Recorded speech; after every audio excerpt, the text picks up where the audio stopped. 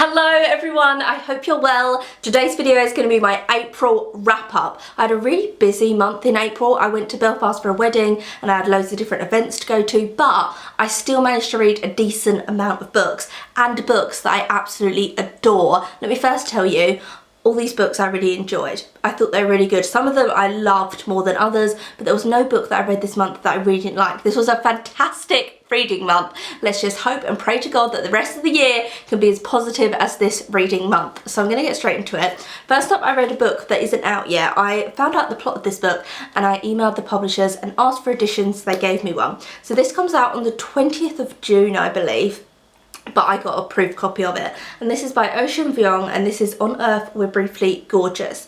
And this is about a boy who, he was born in Vietnam, and then his mum and grandma and dad took him over to America, and when he was about 6 years old when he came to America, and the whole book is a letter to his mum, but really reminiscing on his past, on his mum's past life, on his grandma's past life, and what they did with their lives. And it's very much about the Vietnam War and the PTSD that people had from that. So even though they're not living in Vietnam anymore, and a lot of his memories in the book are about America and living in America and fitting into American society, he's kind of saying the scars of the Vietnam War were already all over my mum and my grandmother mentally, and they had PTSD and they didn't get the right help, and his mum has these kind of violent outbursts with him and she doesn't really know how to control her emotions, and you kind of feel very sorry for her mum, and then you feel very sorry for this little boy who doesn't understand what his mum and grandmother have truly been through when he was younger, and it's not till he's older he realises how war lives within you, that fear is always there. Oh my god, this was incredible. This was such a good book, really beautifully written. This is the author's debut novel, but he's a very well-known poet, and at the end of the book I would say it turns into poetry. And the way, let me try and give you an example, but it does feel like he went into poems. So as you can see, it's really heavily spaced, and the beginning of it doesn't start like that. The beginning is just loads of massive paragraphs, but then these kind of spaces, it does turn into a lyrical poetry. I loved it. I thought it was so heartbreaking, so good. It also deals with loads of different subjects, so homosexuality and prescription drugs in America, to do with the whole Oxycontin that a lot of people got given if they had broken their leg and stuff like that, and then people became addicted to that and then addicted to heroin. So Americans' problem with prescription drugs, it really goes into. He also talks about his mum works in a salon and how loads of people who bring their children into salons, and their children were raised in salons, have asbestos in their lungs. It's just so good, and it's really about, the kind of American dream. An immigrant coming from a war-torn country over to America, but then still having that war within them, and still how you're treated different in America. Oh my god, I cannot recommend this book enough. It is so good. I just devoured it. 2 days it was done. I'd read it. I just loved it, and I pointed out a little bit because there's loads of observations within life in it, and there's this whole chapter where he's talking about his first time when he had his first cannoli and all these first things as a child, and he says, "When nothing I knew ever died." And that really hit me because I've had some very sad news in April. A family member died, and it really hit me because it made me think there must have been a time when I was a child when I didn't know about death, when death hadn't touched me. I didn't know that everyone around me was going to die. I didn't know that that was part of life, but I as an adult can't remember that time. And there's so many little nostalgic things like that where you read it and it takes you back to being a child, and you're like, oh yeah, before you know that there's bad people in the world, and you don't know about death, and you don't know that the people you love are going to go one day. Oh god, it's so beautiful, so moving. I feel like I want to talk about it more because I wrote so many notes. As you can see, I just wrote and wrote so many notes about it, and so many sections in it where I was like, page this, page that, to go back to it because I loved it. But really he's talking to his mum about his grandmother and his mum, and his grandmother developed schizophrenia in her old age, and he talks a bit about that, and also about caring for someone who's not mentally there anymore, and how terrible that is, where we keep a body alive even though the person within it isn't really alive and with us anymore. Oh, this book just hit me so hard. Loved it, thought it was really good. I don't know if the final edition will look like this at all. Let me check that I gave you the right date, because it's like, yeah, June 20th this comes out, but I don't know if it will look like this, but I hope it does because it looks beautiful. Loved it, adored it. Next up was my April book club pick. I'll be uploading a video soon of my review and your reviews in this because we all read it together. This is The Testament of Mary by Colm. Toibin, I want to say, is an Irish author, and this is about Mary, Jesus's mother, a fictional event of what she felt. I got thoughts, I got feelings. I can't quite get them out yet, so that's why I haven't filmed the review video on this. Like, you can probably tell I'm stuttering. I'm not a stutterer. Like, I don't know how I felt about it. I thought it was okay, and then at other times I thought it was fabulous. I thought it was so good, and it's really, you know, this woman, her son's crucified and her son's being hunted down, but he's also being very arrogant and being this leader of people, and to think of Jesus within that lie is very odd, and to think of Mary in the light she's portrayed is odd, but at times I thought there were flashes of it was just brilliant, and then other times I felt a little bit bored with the plot, but I don't know how I feel, so I need to process it all and then I'll do that review video. Loads of different thoughts as well with your reviews. People felt differently about it, but I do think there was something about it, but I'm just not sure. You know, when you've got to like let a book sit with you a bit more, so yeah, I'm not sure on that one. Oh, I then read a Tracy Chevalier. This is my 5th Tracy Chevalier. I love Tracy Chevalier. This is Remarkable Creatures. She does historical fiction. So she'll take an historical event, like a piece of art, something that is real in our world, and then she'll make up a fictional story about that.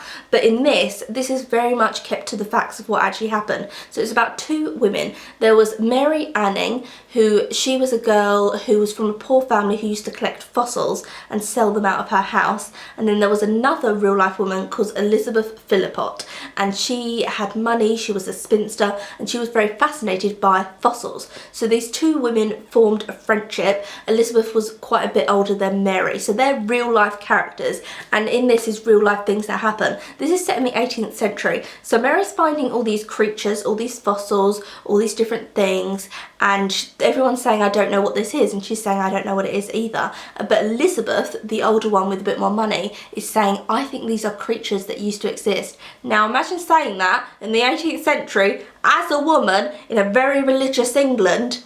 No, God didn't, there was no time before humans, no.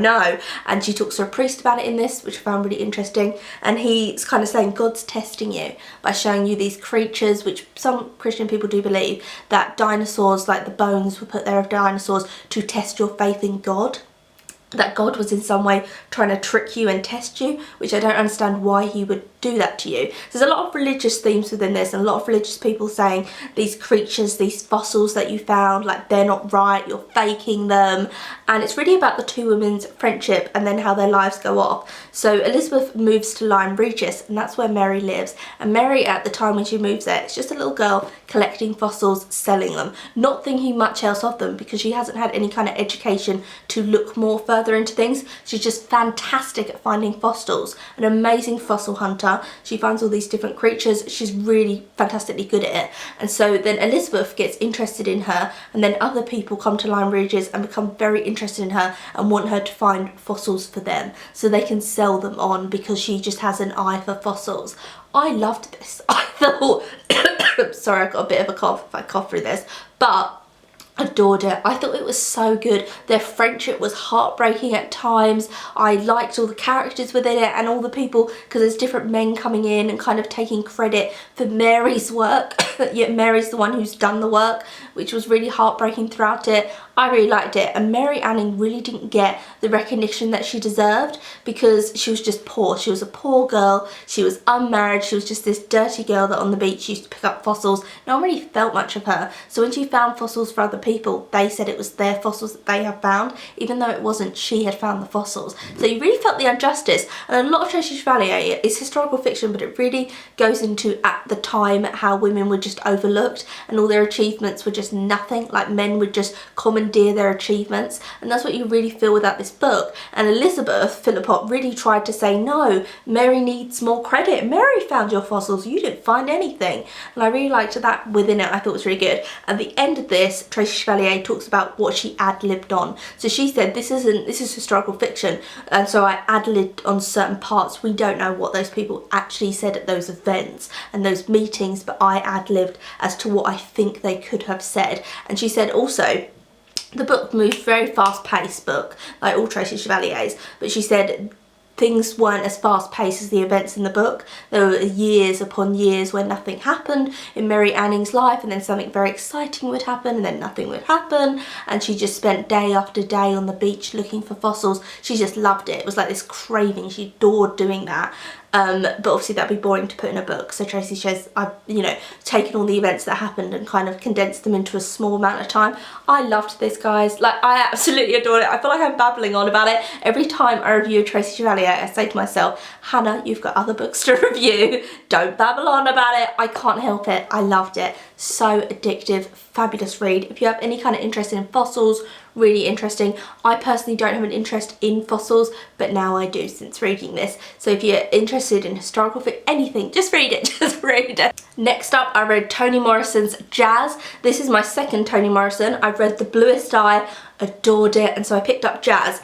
And it doesn't say on the back what the book's about, it doesn't say on the inside what it's about. So I picked this up in a charity shop having no clue what this book was going to be about, and I decided not to look up the plot, just to read it blindly, and I'm so glad I did. It was so good, but I'm going to give you the plot to like intrigue you and make you want to read it. So it's about a black couple who they used to live in the South. They've now moved to Chicago, and the husband, he starts having an affair on his wife, and he has an affair with a young black girl, and he ends up killing her.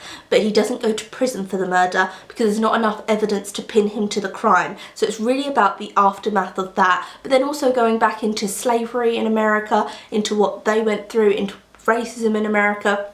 Loads of different themes within it, but it's really about that murder and the ripples it sends through. So his wife, Violet, she really has a breakdown and she goes mad, and before that there's signs that she is going mad. She really wanted a child and she couldn't have a child, and so her mind is kind of unraveling on her, and then her husband has this affair with this younger girl and he kills the girl. So it goes into Violet's past, and then goes into his past and his life, and then it goes into the girl who he shot, her life, and she's living with her aunt. So it goes into what happened to her family and her aunt's situation, how her aunt feels about it.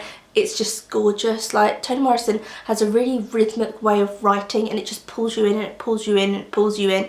It's just stunning. I really, really enjoyed this. I thought it was so good, and it's really about the backstory of the characters as opposed to the murder. The murder is mentioned within it, but it's really what led up to that point. What was their lives like before? And then the kind of second half of the book is what are their lives like after he's done that. So their marriage, what happens to that? I thought it was so good. It was stunning. I actually cried in this book because I thought it was so sad, so tragic what had happened to them. I loved it. I thought it was really good. I loved Toni Morrison's writing. I thought it was such a hit. Loved it. I read it really quickly as well because I just adored it. I thought it was really good. There's not much more to say. Like, Toni Morrison is a really great writer, but I either like her writing or you don't. Same with Tracy Chevalier, and if you connect to it, you just love it. You love everything they wrote, and it's a really great story. So yeah. Next up, I have a book that I was sent by a subscriber, so thank you very much. This is The Edwardian Lady, and this is a story about Edith Holden's life. Edith Holden wrote The Country Diary of an Edwardian Lady. I reviewed it on the channel, and someone messaged me and said, Hannah, I picked up this book. It's written by Inna Taylor, and it's about Edith Holden's live childhood. Everything is filled with different pictures. I really liked that the way it was set out is by the different homes that she lived in, because she lived in loads of different homes. So it will have the date and then the home that she's living in, and it has that. So there we go. So it has Holly Green Moseley, 1871 to 1880, and so it kind of records her life in the houses that she lived in, which I thought was really interesting. A lot of personal postcards within it. There wasn't a lot to do with her personal life because not a lot is known about Edith Holden's personal life, so it's very much to do with her career, her education, but there was personal postcards that she had written to other people. which I loved. I actually read this and I did a reading vlog, which if you're a Patreon of mine, you would have seen the reading vlog. If you want to see that reading vlog, you can become a Patreon. My Patreon page is down below and you get access to that video and loads of other videos that I did. Now, I had to put the reading vlog on my Patreon because I don't think... So sorry, I'm coughing all over you, but I've just got over the flu and so I had this really bad cough. Sorry, just ignore me every time I cough. So this book is very much saying her death was accidental and everyone believes she died of an accidental death. I don't. I think someone could have murdered her. So in the reading vlog, I go into it and I give my theories, but I couldn't put that publicly on YouTube because Edith Holden Society makes money off her and I'm sure, you know, it doesn't fit with their narrative of her. They wouldn't want that kind of thing. So I didn't want... Oh my lord.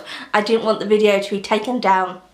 So that's why I put it up on my Patreon. This is a great book though. If you're an Edith Holden fan, it's got a lot of sketches that you wouldn't have seen, a lot of photos of her, a lot of like different things, but it's not really anything personally to do with her life because she was a very secretive person. Photographs of like her family, and it talks about her family. I really loved it and this is something that I'll definitely like reread and keep. Really enjoyed that. Last but not least is Beryl Cook Happy Days. Beryl Cook was at this cough. Let's try that again without me coughing up my throat to you. So, Beryl Cook, sorry that was a gross image. Beryl Cook was a UK artist.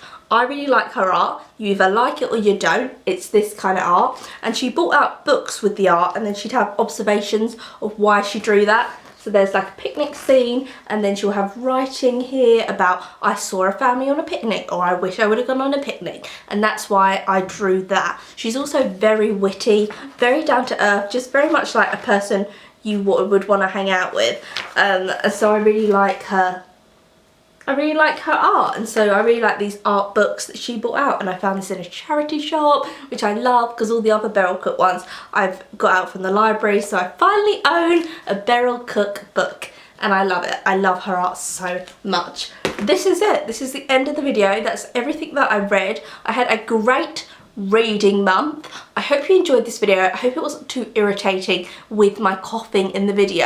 I definitely need to go and get some cough medicine. This is what I'm gonna do as soon as I'm like finished. Oh my god, as soon as I'm like losing my voice, I'm like in the Little Mermaid when the sea queen like takes her voice and she's like ah ah, like that's literally me right now. So as soon as I finish this video, I'm gonna go to the shop, get some cough medicine, so hopefully I won't be coughing all over you in my other videos. I hope you enjoyed this video. Tell me what your, oh my god! Tell me what your favourite book was that you read in April, and I will put up my Testament of Mary video soon when I sit down and really think about what I thought about it, and then I will announce May's book club pick, and hopefully my voice would have recovered by then. So this is the end of the video. I hope you enjoyed it. If you did, then subscribe, like, leave a comment.